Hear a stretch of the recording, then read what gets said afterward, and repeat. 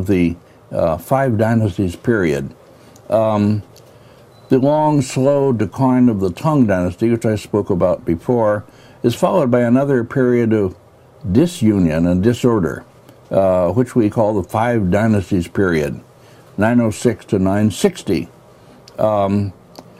But although it's a minor period in history, it's a great period of painting, to which, as I say, I'm going to deliver 2 lectures. This plus another one, 6, which is going to be on the major landscape masters of the period, works ascribed to them, that is. Well, during this age, there was almost constant warfare in the north, where the 5 dynasties that give the period its name succeeded one another. So we don't have much in the way of painting. Art, yes, tomb art, but not much of paintings from that. On the other hand, in the south, there were 2 states that in some way carried on Tang traditions and were more peaceful, relatively peaceful. One was the so-called Southern Tang, with its capital in Nanjing. And the other was the state of Shu, which is old name for present-day Sichuan, down on the southwest of China. Both of them had prominent painters, especially the Southern Tang in Nanjing. The last ruler of the Southern Tang was a famous person, rightly famous, named Li Yu, or Li Hoju. Hoju meaning the later ruler, whatever. And he had a number of major painters in his academy. He was a connoisseur. He was actually a famous poet himself. He had various artists. Secular figure painting was carried on under his regime. Bird and flower painting flourished. I won't talk about bird and flower painting until the 10th lecture, but this is an important period for that. He was, as I say, a poet himself, but a calligrapher, connoisseur. After the fall of his dynasty, he was allowed to roam around as a kind of itinerant poet under the new Song dynasty. One of the court artists during his heyday was the artist named Zhou Wanju, who was a follower of Zhou Fang in the Tang. Zhou Fang, painter of women, several works attributed to him we looked at. Well, quite a few paintings are attributed to Zhou Wanju, and I'm not going to show more than one of them. None of them with much evidence, really. We don't have any genuine work yet from any artists of the time.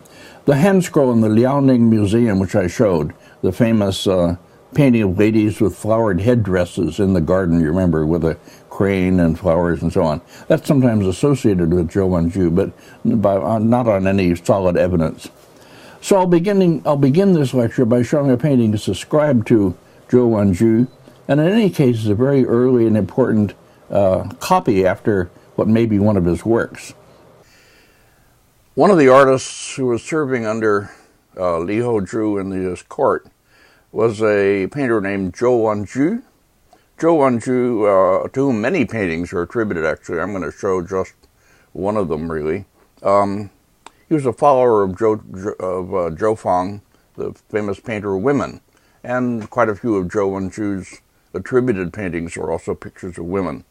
Anyway, what I'm showing is a less known but important work by him, after him that is, very probably based on a real Zhou Wanju painting.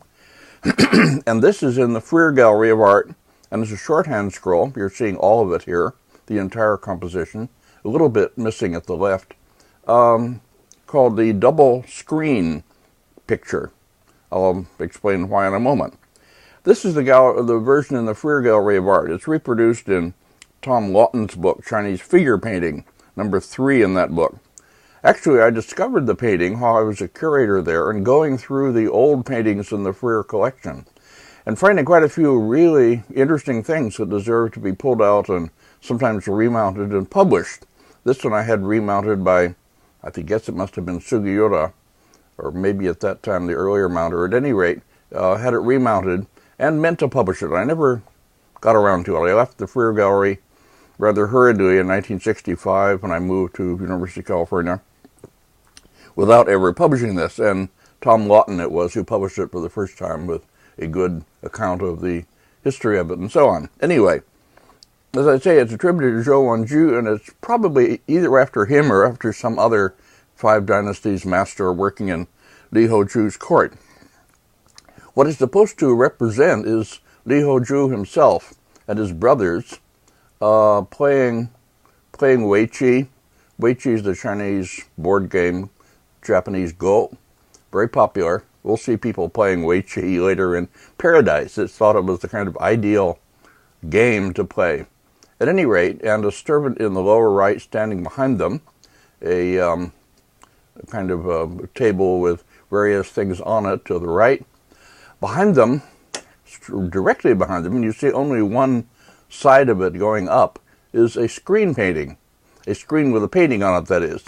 And on the screen is another screen with people in it and so on. So that's why it's called the double screen picture. Now, before I go on to talk more about it, let me show the other version of it. It exists in two well-known versions. This one has been really more often published, but I'm pretty sure it's later and less interesting.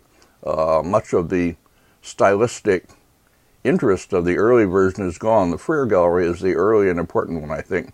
This one is in the Palace Museum in Beijing, which, as I say, loses the early features of style that the Freer version has. The Freer version I don't think is the original, but it's very close to the original. A very close early copy, I think. At any rate, this is rather stiffer and harder and neater and less interesting, so I'll go back to the Freer one. Now here's a detail of the upper part of the figures. The figures are done in that is, the clothing of the figures is done in a brush technique called zhanbi, zhan meaning literally warring or something like that, but I mean tremulous brush line. And it was a technique developed at that time, apparently, for a more natural rendering of rumpled clothing. And, well, we see it in several early pictures. There's another one, also attributed to Zhou Wenju in Suren, Volume 3, plate 102. At any rate, as I say, this is supposed to be Li Hoju, the main figure sitting here with his big hat and piercing eyes and so on, observing the game of Weiqi played by his brothers. And then behind, on the screen behind them, there's actually a kind of a low table in between, or Kong or something like that. Behind them is a painting on another screen. And it's done just as naturalistically as with the same kind of line work and more color, actually. So that you begin by reading it as a further space, but in fact it's a screen within a screen. And on that you see is a figure lying back. Here's a detail of the screen in the Freer painting. And on it, as I say, there's a figure lying back, a bearded man with his arms behind him, lying back in comfort, obviously a very well-off person, and 2 servants who are spreading a kind of mat or rug, carpet anyway, rug next to him. And one of them is at the right is turning and looking toward him, and the other one at the left is looking away. Well, the one at the left is quite a strange figure, as you see, oddly hunched, the one wearing this red robe. Now, what I think happened here is that the original had a foreshortened figure, rather sharply foreshortened. One of the figures, that is, turning somewhat toward us. The other one was turning away. But the copyist probably misunderstood the foreshortening and saw it as this oddly hunched over, almost like a humpback figure. Well, okay, that's the feature of the copy. We have to imagine what the original was like. The landscape on this, by the way, often landscapes in old paintings, or would-be old paintings, give away the real date of the copy by being in the wrong style for the purported early style. But the landscape here seems relatively consistent with early date. A very simple landscape of hills in the distance, mountains in the distance, and fog on the main panel. And then to the right, what seems to be a tall tree painted in colors. So at any rate,